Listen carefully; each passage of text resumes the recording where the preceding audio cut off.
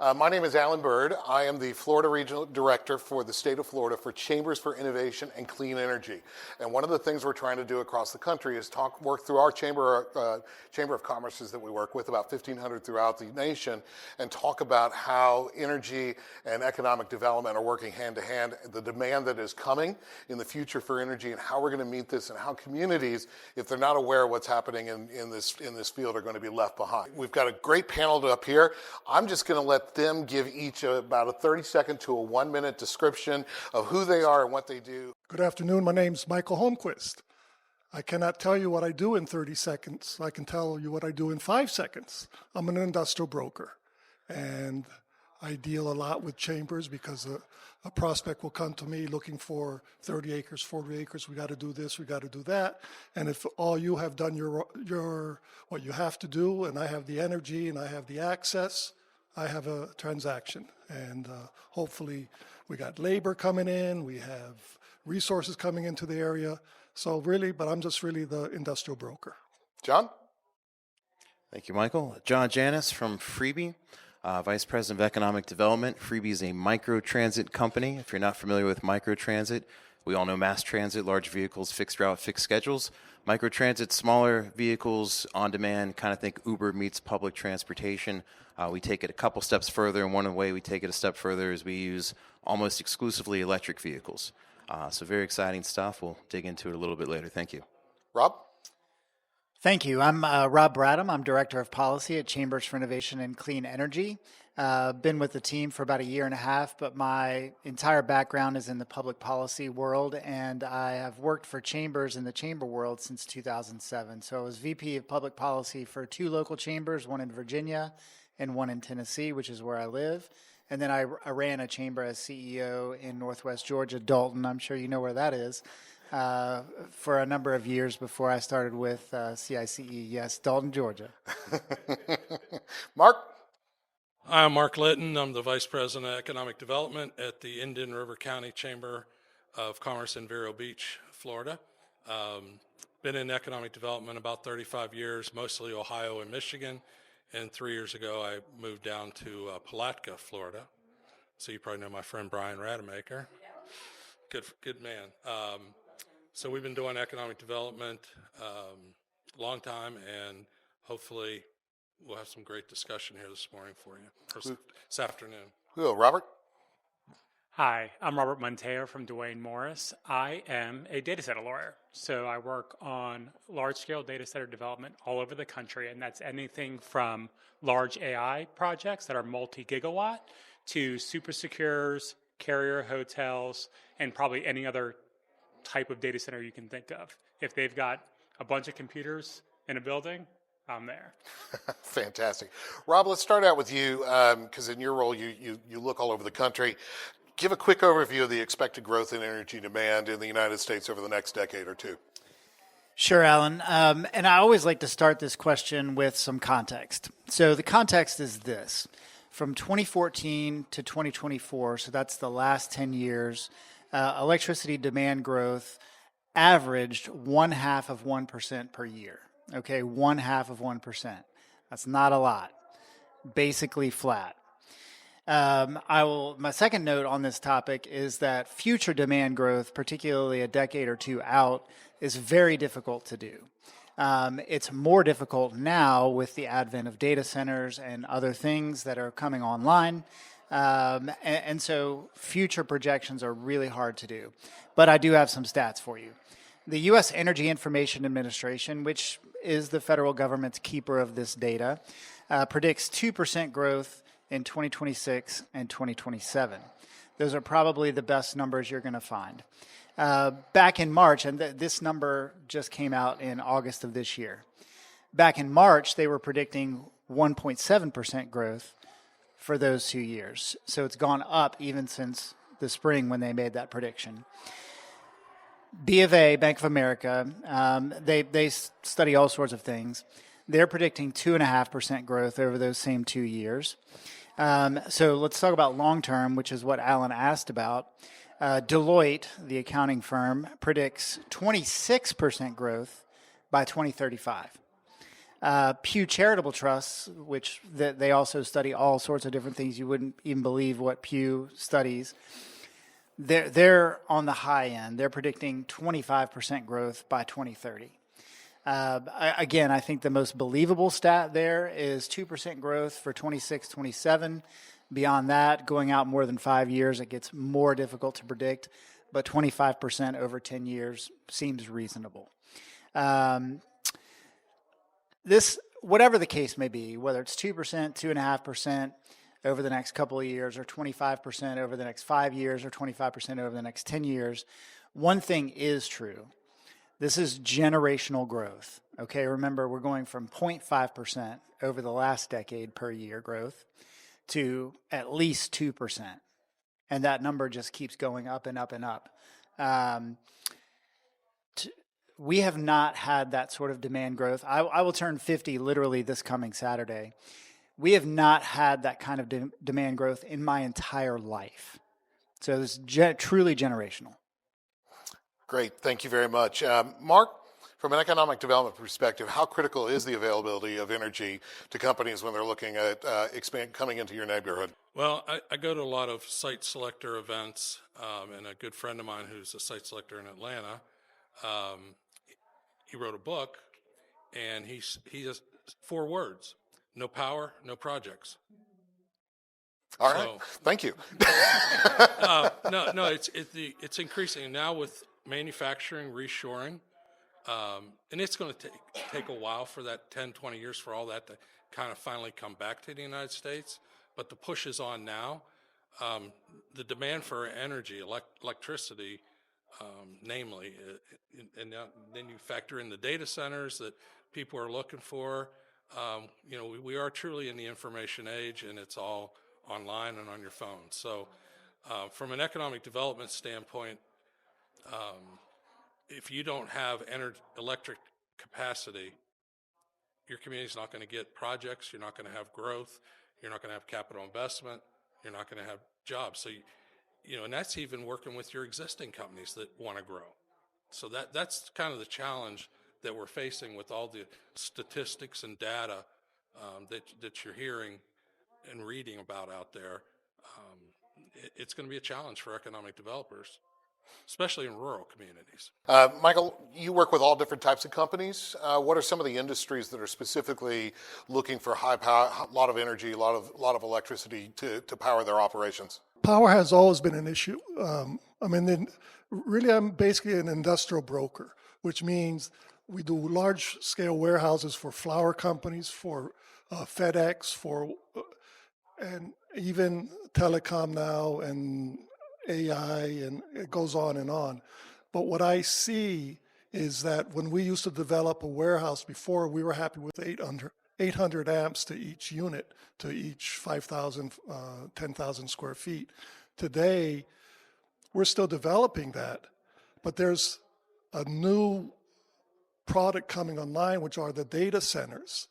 And if you're inside the urban core, we can still handle the energy requirements.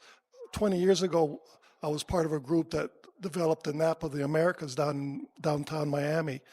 And we had redundancy with FP&L. We had 2 power stations, 2 substations feeding that one building. It was 700,000 square feet on 7 floors. And but I see more, and you don't even realize, if you drive by that building, you don't realize what's inside, but Southern Command has an outpost inside there. You have these big globes on the roof. Those globes are radars. So we see, because of this and all the AI and all the Amazon and the Apple, we see more and more data centers and fulfillment centers needing this high energy demand across the board. Florida has not really been active. If you were to look at a map of the data centers and their allocations throughout the United States, you'll see Virginia, you'll see the Midwest. But you look at Florida, there's hardly nothing there. But really what was driving that was hurricanes. People didn't want to be in this area because of the hurricanes.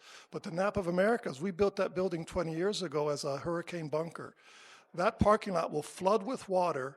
It's engineered to flood with water to keep the ballast of the building down. The concrete walls is a pill, but is a it's a bombardment center. It could be. It's incredible. So that's what. But to answer your question, more and more energy-related data center and renewables also is another thing that's coming to the forefront. Gotcha. Robert is probably gave, I watched a YouTube video that he gave that talked about data centers, and it was probably one of the best explainers on what exactly we're talking about with these data centers. So if you could just kind of share a little bit about what exactly are data centers and why are they so critical to the future of our economy? Sure, and thank you for that. So a data center really is, to make it simple, a large industrial property, something like a warehouse, that it holds IT infrastructure. And it's got a lot of cooling that goes into it to keep all of those computers and all of that infrastructure cooled down. It also then has a lot of energy requirements because all of those computers are running all day long. And so everything that you do on your phone or anything else that has to do with AI or anything else that you're doing on the internet is going to run through one of my data centers. And there's a bunch of different types. So we are building really big AI data centers, usually in more rural communities that have up to, we're seeing projects now at 8 gigawatts, 9 gigawatts some places, down to places that are highly connected, like the Nap of Americas, where all of the different telecom operators will come in and connect to each other. We also then have a bunch of data centers in between. So your bank will run all of its computer systems through a data center. They'll usually have their own infrastructure inside that data center that'll be co-located with a few other banks, healthcare institutions, things like that. And so we build the building around that. We also usually now build the energy infrastructure that goes to that building. And one of the things that's really important to data center developers and operators now is that energy be somewhat clean. If not meeting our net zero goals. So we do a lot of battery energy storage, we do a lot of solar, and we'll probably at some day do a lot of small microreactors or other energy sources. But we're always concerned about how do we cool it, how do we power it, how do we keep it safe from natural disasters like Robert down there talked about. So one of the things I wanted to stay on you for a little bit on this is, if you heard, one of the things that he talked about was how these data centers are actually building their own electricity and infrastructure along with them, including, one of the things we talked about that's coming is small nuclear reactors, modular reactors. So you could have an industrial park in your community that actually has a nuclear reactor in it. As a chamber, those are essential. They're going to be safe. They're going to be clean. It's something that you got to know that's coming because you're going to get a lot of questions about it the first time one of those comes into your community. Talk about what, I think President Trump said he wants to build coal plants next to every data center, but that ain't going to happen. But talk about give an example of something that one of these data centers that's coming, we talked about it, what they're building around it to make sure it works. Sure. So one of the reasons that everybody talks about small modular reactors with data centers is because data centers take power 24/7. It's a large base load of power going into the data center. Nuclear reactors also produce large base load power that runs 24/7. So as much as we like the other renewables as well, it's easy to have consistent large base load power coming from a small modular reactor. Those probably are 7 to 10 years out. But everything in a data center that we're building now is modular and replaceable. So the bridge power will probably be natural gas, but we'll eventually go to the small modular reactors, and we'll want to be behind the meter in a lot of places, which that just means we'll build our own energy infrastructure. Because in a lot of places, not only do we have problems with generation, which we can solve, which the coal and stuff like that, I don't think that's what we'll actually do, but right. But we also have problems with transmission. And so we don't want to overpower the grid. And so by having these small modular reactors or other on-premise generation, we don't have to strain the grid. We can just be on our own, what they call microgrids, that powers the data center. And even to some extent, if we want to export some of that power, we can do that as well. We talked a little bit about data centers. One of the things as communities look at this, is it actually feasible to have an SMR in your community? And how are we preparing for the inherent, oh my gosh, I don't want nuclear anywhere near me because I remember 3 Mile Island or Chernobyl or something like that, which those happened 20, 30 years ago, a long time ago. So what are you seeing as far as SMRs? And Rob could also answer this, could also talk on this as well. But So no, right now there are no SMRs in anybody's community. However, a lot of this is about outreach and kind of educating the public on what this will do, how this will work. You are seeing the first phase kind of being bringing back old nuclear power plants and kind of revitalizing them. We just saw Nextra Energy bring back Duane Arnold in Iowa. They're working on 3 Mile Island. They're working on a lot of these projects. I think once everyone kind of gets comfortable with the technology again, it'll be easier to kind of show how that can be used in other places. I also think, just as data centers go, we'll use those first probably in rural communities where we need a lot of power, not so much in the urban cores, or not so much closer to urban city centers. So, and as you said, anybody that's ever been in the Navy, that's been on a sub or been on an aircraft carrier, has been very close to an SMR for a long time. what do you mean when we talk about rural community? I can answer that. The county I came from, Putnam County, it's up close to Ormond Beach, Palatka, Florida.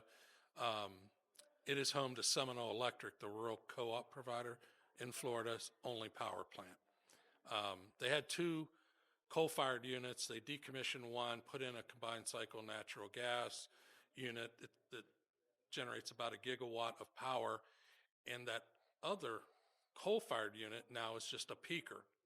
They only fire it up during peak demand when it's 100 degrees, 100% humidity, or it's cold. So that coal unit is 650 megawatts. So we became a target in the last year and a half for 1 hyperscaler and 5 smaller ones. And there's the grid system for the 9 cooperative operating companies like Clay Electric and some others up through the Panhandle. And people are still looking because the county owns a ton of land, like thousands of acres around its landfill. And they wanted to be out of the way, off of US 17. They wouldn't even put a sign on. They told we wouldn't even put a sign on the building, but they wanted to be close to the KV lines, the high tension lines, so they could drop down into a substation. Substations take 3 years to build, so these are long game projects. Robert, do you want to add anything to that? No. Okay. Let me talk about SMRs real quick, and then I want to talk about the long game. So, as Robert said, there are no functioning SMRs anywhere in the United States. As a matter of fact, there are only 2 in the world. One of them is in Russia, and the second one is in China. That being said, the administration, both in Washington and here in Florida, have made SMR research and development a high priority, and that's a good thing. There's only one company that has an approved design. That company is called NewScale, approved in the United States, I should say. And I think the important thing to think about when it comes to SMRs, yes, they'll probably mostly go to more rural areas. They're not going to be in the middle of Orlando or Miami or Fort Lauderdale or Tampa or whatever.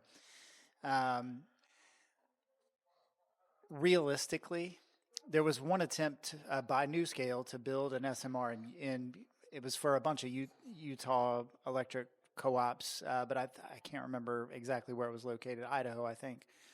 And it never got built. After 10 years, the project was canceled. I think we're looking at 7 to 10 years, as Robert said, for development timeline. So that is not a near-term solution. SMRs are not a near-term solution. They're a good solution that we should invest time and resources in, but it's not going to solve this demand problem today. Just not going to. And just keep in mind that Florida passed legislation last year to do studies to figure out how Florida could be the leader in SMR. And one of the things when we talk about 7 to 10 years, that seems like a long time, but in public perception, you can lose the battle for that very, very quickly. So as a chamber and economic development organizations, if we're not starting this conversation about nuclear and other aspects, other types of energy sources, we're gonna fall behind on this. Michael, you wanted to add something? I just want to add, sorry, I just want to add, we're talking about energy, but if we go back a couple steps, we also have to think about the land, the acreage, the zoning, because today we could not do the map of America as what we did 20 years ago. We went in and we assembled a whole city block, and today that city block is encircled with condominiums, the heat, the performing arts center and whatnot, and you're not going to be able to put that kind of product in there. But then what also happens is 20 years ago, there was an area in Florida called Airport West, basically 15 square miles. Well, that 15 square miles turned into the city of Doral. When that occurred, the city of Doral upscaled all the zoning, and now where I used to have 6,000 acres of available industrial land, now I have 300 acres, 400 acres. I went from $14 a square foot, and today if I can find industrial land, I'm happy at 60 or 70 bucks a square foot. So one of the jobs or one of the goals that we should also achieve, or try to achieve, is to make sure that we keep heavy industrial zoning within the areas that we're operating, because there we can put all the power sources that we need and whatnot. Brownfields are great sites, old coal facilities, old FPL, they can all be reused, but we have to maintain that zoning. We've talked a little bit about demands, about the data centers. There's other, we've also heard a lot at this conference about all the folks moving down from other places, increasing our population. Demand is not just on high use, large usage, but it's also all, just more and more people are moving to Florida. But we're also got, a lot of different ways of what we're using with electricity. So for instance, EVs, there's some statistics that say that 50% of all cars that are going to be sold by the year 2030 will be electric. So that's why I brought in Freebie, because just to give you an example of what they're doing in Seminole County, where they're basically replacing the public transportation system, all diesel bus engines, and replacing them with electric vehicles. It's a massive increase of demand for electricity. So talk a little bit, if you do, share what you're doing in Seminole County and kind of the sizes on that, but also kind of the impact that you have on these communities, and also, are there any roadblocks that you're seeing that your business is concerned about? Yeah, thank you, Alan. Thank you. Yeah, so mass transit kind of rules transportation in this country and many other countries. So we aim to complement mass transit, but in Seminole County is a unique situation that it's 500,000 people, but there isn't like a core population center. It's kind of spread out over 7 different towns, cities, census designated places, and so having those big diesel burning buses moving around where there's really not that many clear patterns of traffic. The buses weren't as highly occupied as you might find, say, in Orlando or Tampa or Miami. And the buses burn, I think they're like 4 or 5 miles per gallon for buses. So it's, not many people know that data point, which is fine if it's a full bus or mostly full bus. But if it's not the case, then, it's a lot of waste in energy. So we drive electric fleets, 100% electric. We have a fleet of 35 vehicles in Seminole County for now. It's probably going to grow. Mostly Volkswagen ID buses. And then we have a few hybrid Siennas for wheelchair accessible vehicles. The good news for us is we do the overwhelming majority of our charging in the evening during off-peak hours, so we don't add any stress to the grid when it's at its highest demand. But basically, we're providing the smart transportation solution so people can get anywhere to and from Seminole County door to door in an Uber-like service that's provided by the county itself. So our company is called Freebie. The service is called the Seminole Scout. So it's branded for the county. And it's just really forward-thinking, very convenient, and really the whole differentiator between traditional transit and what we're doing is that mass transit has, for too long, depended on people who depend on mass transit. And, the price of cars, more people have car ownership today than they did 40, 50 years ago. The cost of mass transit continues to skyrocket. the population skyrockets, but yet the ridership on mass transit is flatlined for the last 40 or 50 years. So it's just, something has to change. And they're making gradual changes. But for places like Seminole County, we're able to provide a service that, yes, the people that depend on mass transit will ride Scout, but also people that are making $50,000, $60,000, $70,000 a year that have their own car will choose to leave their car at home and just ride Scout anywhere they're going to go. If you go end to end in the county in an Uber, it's $50, $60, $70. If you do it in a Scout, the top line price I think is $13.50, and if you're discounted for income levels, seniors, students, etc., it's half price. So you can get end to end in the county for $7 or less. So it's a really remarkable service, and really the main challenge that we have is keeping up with the demand because the supply, and it's the same really everywhere that we operate. It's just a really great service. So the only complaint is wait times eventually get too high, and then we go back to the county with the data.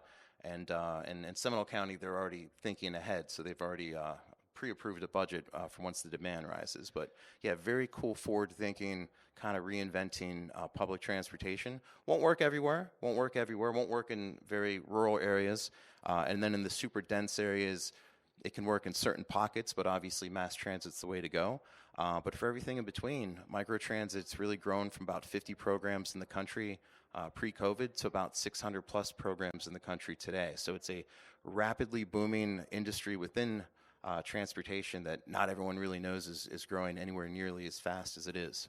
And Seminole County is one of your larger projects, but how many markets are you operating in, operating some sort of system in Florida? Mm-hmm. We're based in Miami, and we've only focused on the state of Florida. We're operating 55 services right now, and we're a small team. Growth has been almost 100% word of mouth.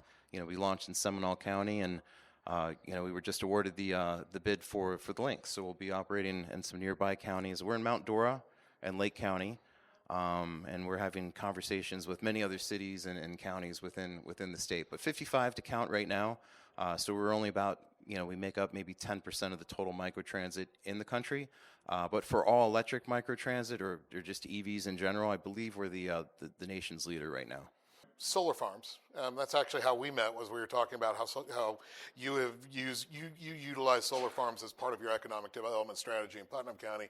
I know we have one of the larger counties with solar farms. As we're driving down I-10, we see a bunch of them in Madison County. Can you talk a little bit about solar farms, how you use it as economic development, but also how communities can utilize this kind of new innovation in energy for their communities? Right. Well, Putnam County is a large county, but only has 75,000 people in it. And right now we have 4 solar farms. 3 are FPL, and 1 is the Florida Municipal Power Association, like JEA out of Jacksonville. They get some of that power to their grid. Mm-hmm.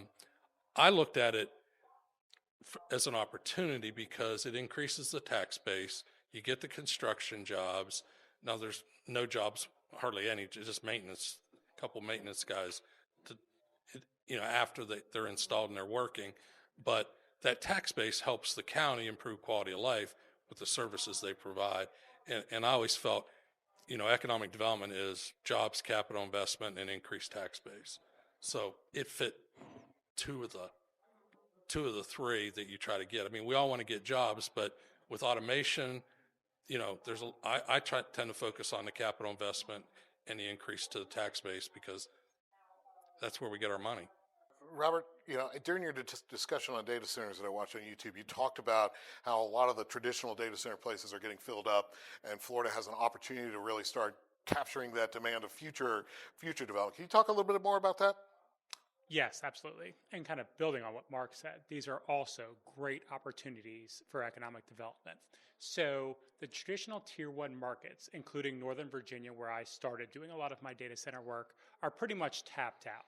The grid can't handle anything else.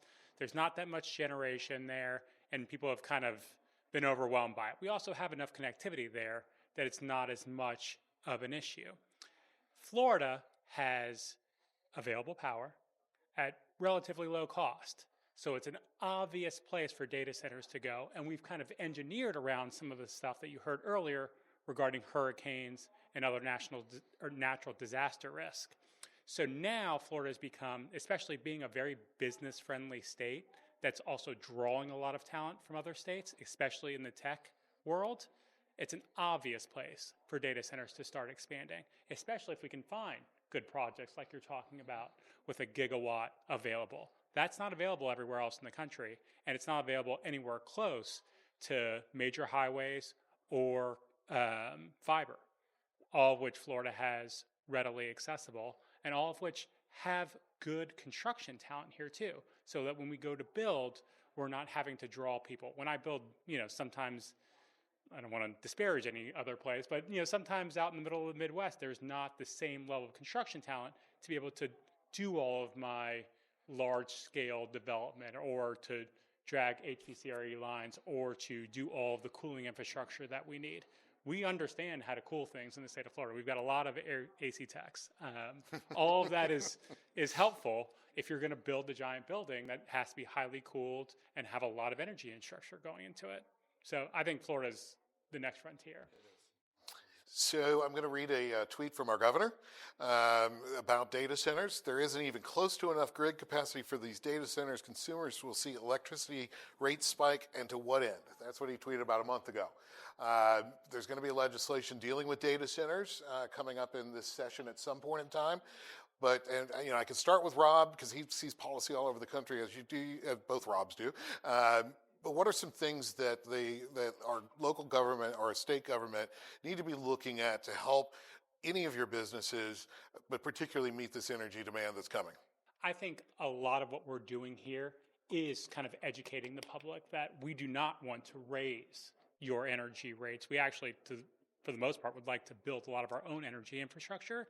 And I think as people become more comfortable with that and understand that there's not just big, giant AI data centers, we also do a lot of highly connected projects like the NAP that don't take much energy overall. It's more about being a connection point, that there's a lot of other opportunities to do stuff as well. Thanks, Robert. Let me start out by saying that we are going to figure out how to meet this demand issue. Like, I have no doubt in my mind that we will figure this out. It will be through a combination of different things that we can talk about later, but SMRs are going to be a part of it.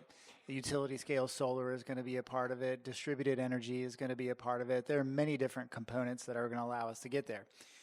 But I do think that the governor is correct to focus on cost to the ratepayer.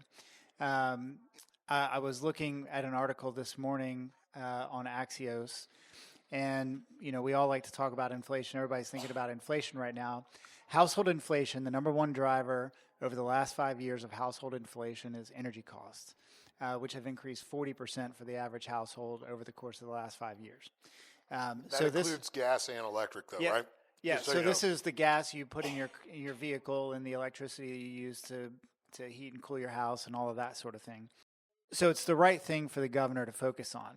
But for me, the real danger isn't the data center, and I know a lot of people like to make the data center out as the boogeyman here, but every one of us uses a data center. Basically, anything you do in modern day life, you're using a data center. The real danger to me is overbuilding capacity. So if we overbuild energy infrastructure, guess who pays for all of that infrastructure? It's not FPL. It's all of us in this room. At the end of the day, we're paying for that. So if we overbuild that infrastructure, we're paying too much, i.e. that energy cost goes up more than it should. And so I think the real question that we need to be focused on is how we hit that demand prediction I talked about in the beginning of this conversation is difficult to predict. It's also really important that we get it right, because we can't underbuild, or else we're doing a disservice to economic growth in Florida and everywhere else. And that's what, there's a couple of guys up here that this is what they do. But if we overbuild, then we all pay too much for that infrastructure. So cost is the right thing for us to focus on. One more thing, and Robert can talk about this related to data centers. There are ways to mitigate the risk of a large load, and it doesn't a large electricity load. And it doesn't have to be just a data center. It could be a large manufacturer or anything else that uses a lot of electricity. Behind the meter, which Robert already talked about, we call that bring your own power. how you handle how that load interconnects to the grid. You can structure that contract in a way that is doesn't force us to overbuild on the infrastructure. You can have minimum contract lengths. There are all sorts of things that it's literally Robert's job to negotiate those things. Governor DeSantis is right to be focused on this. You need to protect the common ratepayer. And I think that it is on the data center operators to reach out and kind of explain what we're doing and explain how these projects work, and to do kind of our part in letting the public know it's not our intention to raise your energy rates, and that there are a lot of different things that we can do that kind of Rob talked about that would keep that from happening. And technology is getting better and better every day. So as we continue to employ those technologies, putting them and making Florida kind of the first place that everyone goes for that, because Governor DeSantis also is very high on AI and is a very business-friendly governor. And so he's also thinking about those things, but he's just being careful. And so it's on us to kind of figure out all the different ways to make that work. John, is there anything on the EV market? There's always legislation that comes out about EVs from Tallahassee just about every year. Is there anything that would help you be able to expand more and operate quicker and all the other aspects of it? Yeah, there's always room for improvement. Now that the state is kind of overseeing everything, hopefully that'll kind of make it a little more uniform from market to market, so it's less of a kind of an adventure every time that we need to permit and install new charging stations. But it is something that does sometimes postpone service for a few weeks or even more. So, we'd also like to see more solar. We'd like to be able to hook up to garages that are powered by solar as well, so that way we're not really on the grid at all. But yeah, I mean, anything that can, make that easier to get set up and get moving, because, going to a contract with the government sometimes takes some time. But once the dotted line is signed, they want us to start the very next day. So, everyone's always in a hurry. So yeah, looking forward to the legislation and the changes. So, Michael, is there things that communities can do to help prepare their community for companies that are coming in that need this energy or use large users as well? Is there anything that our communities can do that would help them make it more appealing to your customers and your clients? Right now, Alan, the everything's already in line. When they're coming to me, we're already looking at the zoning, the energy demands, the access. So that's already in place. So I really don't. And tomorrow's a new day, because tomorrow some entity's gonna walk in and have a different demand.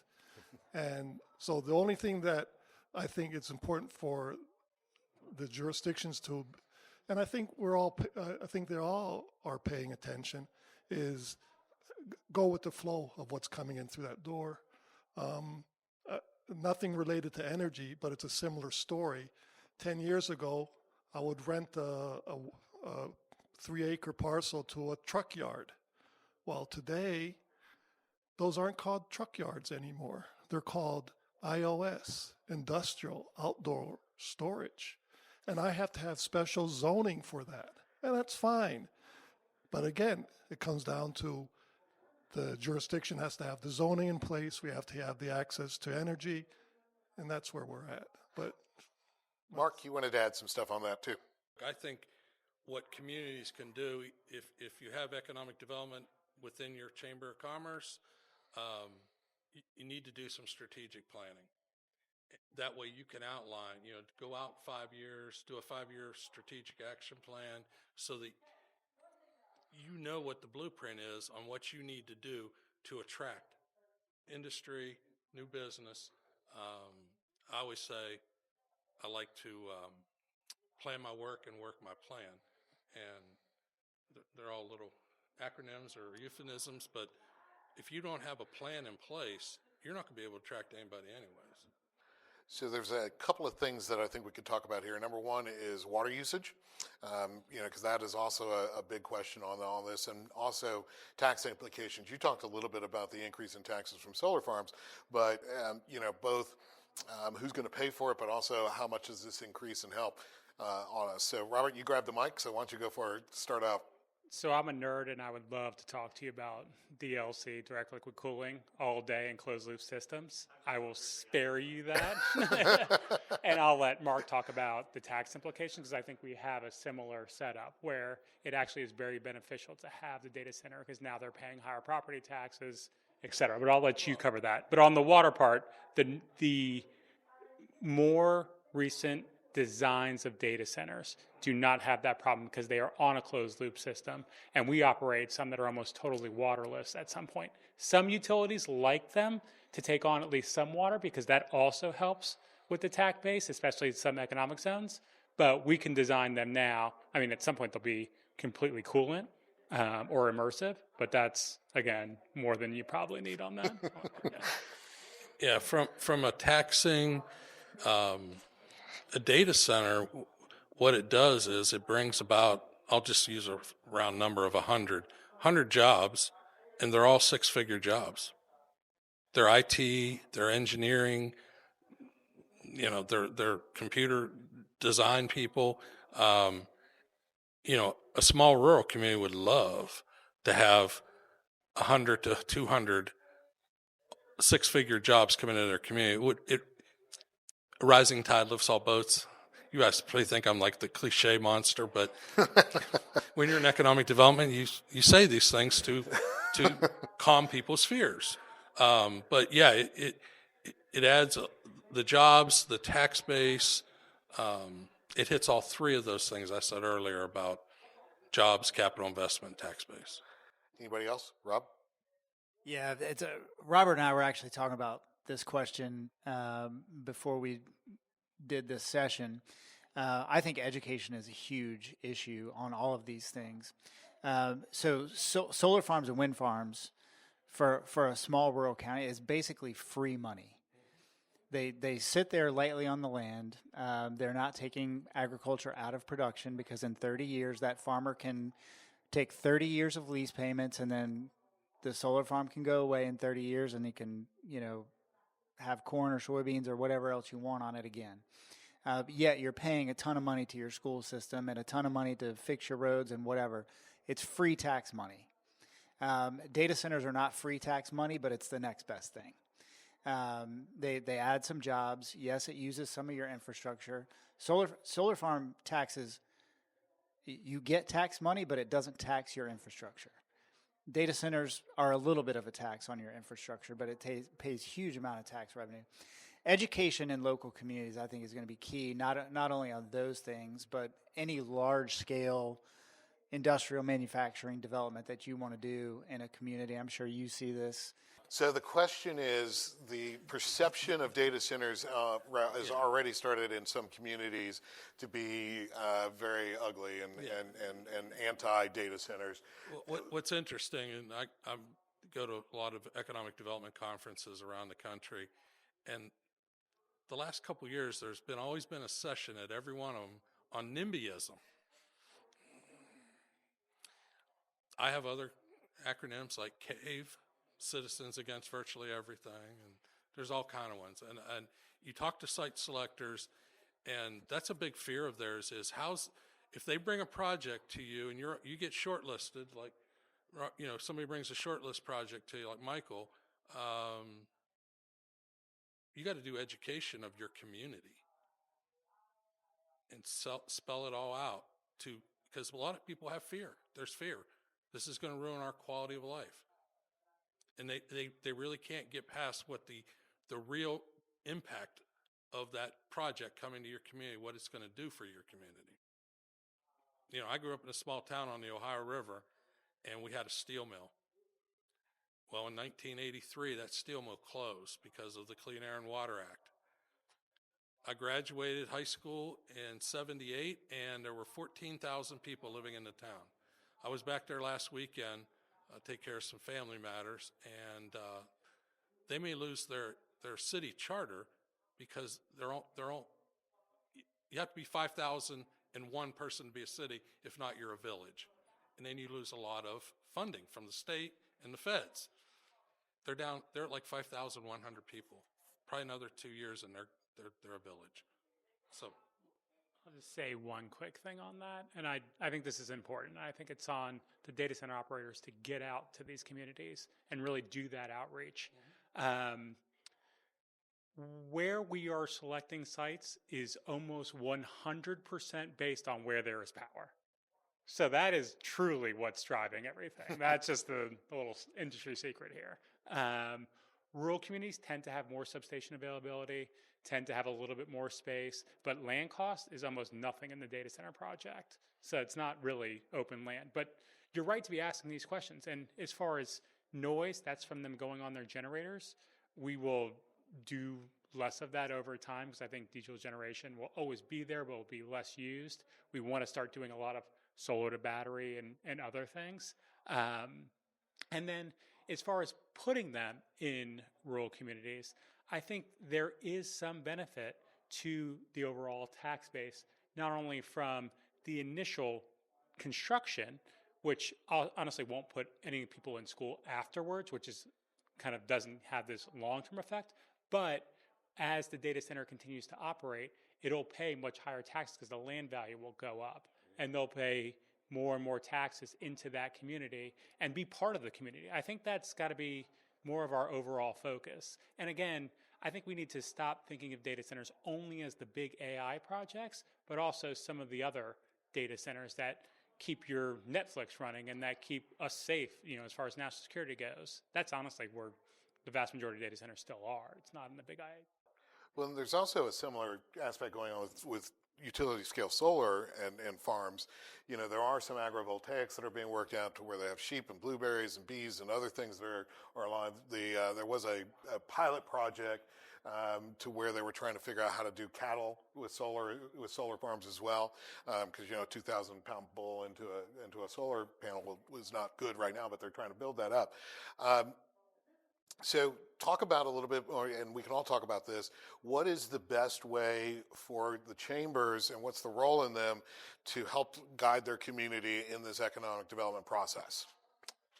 Yeah, so I have a chamber background, worked for 3 chambers, public policy in 2 of them, ran a third.